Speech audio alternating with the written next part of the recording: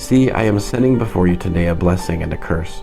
The blessing, if you listen to the mitzvot of Adonai your God that I am giving you today, and the curse, if you don't listen to the mitzvot of Adonai your God, but turn aside from the way I am ordering you today, and follow other gods that you have not known. When Adonai your God brings you into the land you are entering in order to take possession of it, you are to put the blessing on Mount Gerizim and the curse on Mount Eaval. Both are west of the Yarden, in the direction of the sunset, in the land of the Canaani living in the Arava, across from Gilgal, near the pistachio trees of Moreh. For you are to cross the Yarden to enter and take possession of the land Adonai your God is giving you. You are to own it and live in it. And you are to take care to follow all the laws and rulings I am setting before you today. Deuteronomy, Devarim, chapter 12. Here are the laws and rulings you are to observe and obey in the land Adonai, the God of your ancestors, has given you to possess as long as you live on earth. You must destroy all the places where the nations you are dispossessing served their gods, whether on high mountains, on hills, or under some leafy tree. Break down their altars, smash their standing stones to pieces, burn up their sacred poles completely, and cut down their carved images of their gods. Exterminate their name from that place. But you are not to treat Adonai your God this way. Rather, you are to come to the place where Adonai your God will put his name. He will choose it from all your tribes, and you will seek out that place, which is where he will live, and go there. You will bring there your burnt offerings, your sacrifices, your tenths that you set aside for Adonai, the offerings that you give, the offerings you have vowed, your voluntary offerings, and the firstborn of your cattle and sheep. There you will eat in the presence of Adonai your God, and you will rejoice over everything you set out to do, you and your households, in which Adonai your God has blessed you. You will not do things the way we do them here today, where everyone does whatever in his own opinion seems right, because you haven't yet arrived at the rest and inheritance which Adonai your God is giving you. But when you cross the Yarden and live in the land Adonai your God is having you inherit, and he gives you rest from all your surrounding enemies, so that you are living in safety, then you will bring all that I am ordering you to the place Adonai your God chooses to have his name live, your burnt offerings, sacrifices, tenths, the offering from your hand, and all your best possessions that you dedicate to Adonai. And you will rejoice in the presence of Adonai your God, you, your sons and daughters, your male and female slaves, and the Levi staying with you, inasmuch as he has to share, or he has no share or an inheritance with you. Be careful not to offer your burnt offerings just anywhere you see, but do it in the place Adonai will choose in one of your tribal territories. There is where you are to offer your burnt offerings and do everything I order you to do. However, you may slaughter and eat meat wherever you live and whenever you want, in keeping with the degree to which Adonai your God has blessed you. The unclean and the clean may eat it, as if it were gazelle or deer, but don't eat the blood, pour it out on the ground like water. You are not to eat on your own property the tenth of your grain, new wine or olive oil that you set aside for Adonai, or the firstborn of your cattle or sheep, or any offering you have vowed, or your voluntary offering, or the offering from your hand. No, you are to eat these in the presence of Adonai your God, in the place Adonai your God will choose, you and your sons, daughters, male and female slaves, and the Levi who is your guest. And you are to rejoice before Adonai your God in everything you undertake to do. As long as you are living on your property, take care not to abandon the Levi. When Adonai your God expands your territory, as he has promised you, and you say, I want to eat meat, simply because you want to eat meat, then you may eat meat as much as you want.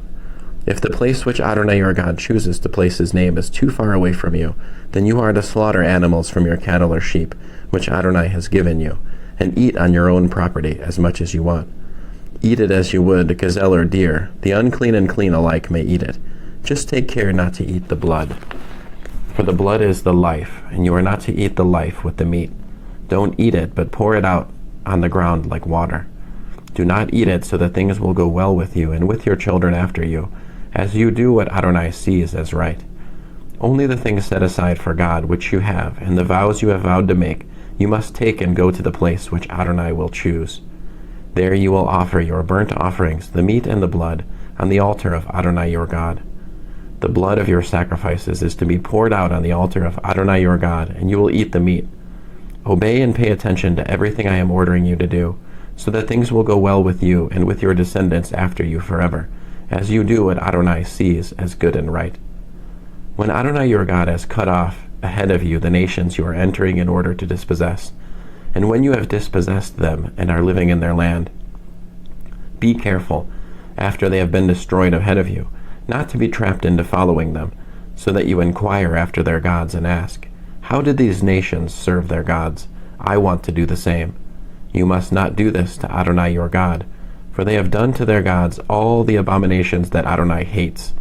They even burn up their sons and daughters in the fire for their gods. Deuteronomy, Devarim, chapter 13. Everything I am commanding you, you are to take care to do. Do not add to it or subtract from it. If a prophet or someone who gets messages while dreaming arises among you, and he gives you a sign or wonder, and the sign or wonder comes about as he predicted when he said, let's follow other gods, which you have not known, and let us serve them, you are not to listen to what that prophet or dreamer says. For Adonai your God is testing you in order to find out whether you really do love Adonai your God with all your heart and being. You are to follow Adonai your God, fear him, obey his mitzvot, listen to what he says, serve him and cling to him. And that prophet or dreamer is to be put to death, because he urged rebellion against Adonai your God, who brought you out of the land of Egypt and redeemed you from a life of slavery, in order to seduce you away from the path Adonai your God ordered you to follow. This is how you are to rid your community of this wickedness. If your brother, the son of your mother, or your son, or your daughter, or your wife whom you love, or your friend who means as much to you as yourself, secretly tries to entice you to go and serve other gods, which you haven't known, neither you nor your ancestors, gods of the people surrounding you, whether near or far away from you, anywhere in this world, the world, you are not to consent, and you are not to listen to him, and you must not pity him or spare him, and you may not conceal him. Rather you must kill him. Your own hand must be the first one on him in putting him to death, and afterwards the hands of all the people. You are to stone him to death because he has tried to draw you away from Adonai your God, who brought you out of the land of Egypt, out of a life of slavery. Then all Israel will hear about it and be afraid, so that they will stop doing such wickedness as this among yourselves. If you hear it told that in one of your cities which Adonai your God is giving you to live in, certain scoundrels have sprung up among you and have drawn away the inhabitants of their city by saying, let's go and serve other gods, which you haven't known, then you are to investigate the matter, inquiring and searching diligently. If the rumor is true, if it is confirmed that such detestable things are being done among you, you must put the inhabitants of that city to death with the sword, destroying it completely with the sword, everything in it, including its livestock. Heap all its spoils in an open space and burn the city with its spoils to the ground for Adonai your God. It will remain a tell forever and not be built again. None of what has been set apart for destruction is to stay in your hands. Then Adonai will turn from his fierce anger and show you mercy, have compassion on you and increase your numbers, as he swore to your ancestors, provided you listen to what Adonai says and obey all his mitzvot that I am giving you today, thus doing what Adonai your God sees as right. Deuteronomy, Devarim, chapter 14. You are the people of Adonai your God. You are not to gash yourselves or shave the hair above your foreheads in mourning for the dead, because you are a people set apart as holy for Adonai your God. Adonai your God has chosen you to be his unique treasure out of all the peoples on the face of the earth. You are not to eat anything disgusting. The animals which you may eat are ox, sheep, goat, deer, gazelle, roebuck, ibex, antelope, oryx, and mountain sheep. Any animal that has a separate hoof that is completely divided, and also chews the cud, these animals you may eat. But you are not to eat those that only chew the cud or only have a divided hoof. For example, the camel, the hare, and the coney are unclean for you because they chew the cud but don't have a separate hoof. While the pig is unclean for you because, although it has a separate hoof, it doesn't chew the cud. You are not to eat meat from these or touch their carcasses. Of all that lives in the water you may eat these, Anything in the water that has fins and scales, these you may eat. But whatever lacks fins and scales you are not to eat. It is unclean for you. You may eat any clean bird, but these you are not to eat. Eagles, vultures, ospreys, kites, any kind of buzzard, any kind of raven, ostriches, screech owls, seagulls, any kind of hawk, little owls, great owls, horned owls, pelicans, barn owls, cormorants, storks, any kind of heron, hoopoes, and bats. All winged, swarming creatures are unclean for you. They are not to be eaten, but all clean flying creatures you may eat. You are not to eat any animal that dies naturally, although you may let a stranger staying with you eat it, or sell it to a foreigner, because you are a holy people for Adonai your God. You are not to boil a young animal in its mother's milk. Every year you must take 1/10 of everything your seed produces in the field, and eat it in the presence of Adonai your God. In the place where he chooses to have his name live, you will eat the 10th of your grain, new wine and olive oil, and the firstborn of your cattle and sheep, so that you will learn to fear Adonai your God always. But if the distance is too great for you, so that you are unable to transport it, because the place where Adonai chooses to put his name is too far away from you, then when Adonai your God prospers you, you are to convert it into money. Take the money with you, go to the place which Adonai your God will choose, and exchange the money for anything you want, cattle, sheep, wine, other intoxicating liquor, or anything you please, and you are to eat there in the presence of Adonai your God, and enjoy yourselves, you and your household. But don't neglect the Levi staying with you, because he has no share or inheritance like yours. At the end of every 3 years you are to take all the tenths of your produce from that year and store it in your towns. Then the Levi, because he has no share or inheritance like yours, along with the foreigner, the orphan and the widow living in your towns, will come eat and be satisfied, so that Adonai your God will bless you in everything your hand. Deuteronomy, Devarim, chapter 15. At the end of every 7 years you are to have a Shemitah. Here is how the Shemitah is to be done. Every creditor is to give up what he has loaned to his fellow member of the community. He is not to force his neighbor or relative to repay it, because Adonai's time of remission has been proclaimed. You may demand that a foreigner repay his debt, but you are to release your claim on whatever your brother owes you. In spite of this, there will be no one needy among you, because Adonai will certainly bless you in the land which Adonai your God is giving you as an inheritance to possess. If only you will listen carefully to what Adonai says, Adonai your God says, and take care to obey all these mitzvot I am giving you today. Yes, Adonai your God will bless you, as he promised you. You will lend money to many nations without having to borrow, and you will rule over many nations without their ruling over you. If someone among you is needy, one of your brothers, in any of your towns in your land which Adonai your God is giving you, you are not to harden your heart or shut your hand from giving to your needy brother. No, you must open your hand to him, and lend him enough to meet his need, and enable him to obtain what he wants. Guard yourself against allowing your heart to entertain the mean-spirited thought that because the 7th year, the year of Shemitah, is at hand, you would be stingy towards your needy brother and not give him anything, for then he may cry out to Adonai against you, and it will be your sin. Rather, you must give to him, and you are not to be grudging when you give to him. If you do this, Adonai your God will bless you in all your work and everything you undertake, for there will always be poor people in the land. This is why I am giving you this order. You must open your hand to your poor and needy brother in your land. If your kinsman, a Hebrew man or woman, is sold to you, he is to serve you for 6 years, but in the 7th year you are to set him free. Moreover, when you set him free, don't let him leave empty-handed, but supply him generously from your flock, threshing floor, and winepress. From what Adonai your God has blessed you with, you are to give to him. Remember that you were a slave in the land of Egypt, and Adonai your God redeemed you. That is why I am giving you this order today.